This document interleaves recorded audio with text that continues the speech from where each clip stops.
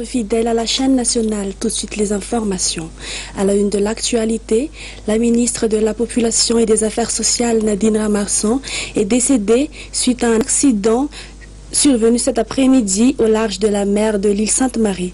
Nous en reparlerons ultérieurement. La célébration de la 3e édition du Festival des baleines a eu lieu à Sainte-Marie.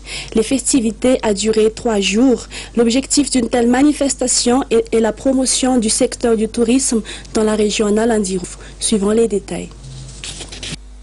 Sainte-Marie recevra le festival Tsola Bay ou Fête Bay pendant 3 jours cette année. C'est la fierté de la région Nalandi-Rouf par rapport aux autres régions de l'île de pouvoir organiser ce festival.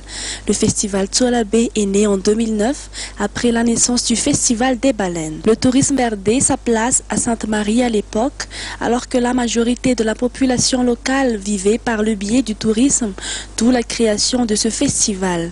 Les responsables estimaient que la naissance du festival Tsola Bay donnera une nouvelle vie au tourisme local.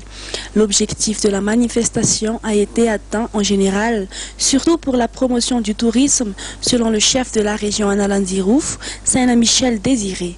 Selon ses dires, c'est la mise en place des bateaux reliant Soigniranivung et Sainte-Marie qui faisait l'objet de la spécificité de la région. Selon toujours ce chef de région, il n'existe que le tourisme baleinière à Sainte-Marie, mais il y a aussi des découvertes ainsi que des tourismes scientifiques. Ainsi, le chef de région a demandé l'ouverture permanente du vol direct Sainte-Marie-Saint-Denis. Le secrétaire général du ministère du Tourisme a aussi honoré de sa présence cette ouverture officielle du festival Tsola Bay où les baleines de Sainte-Marie seront au rendez-vous.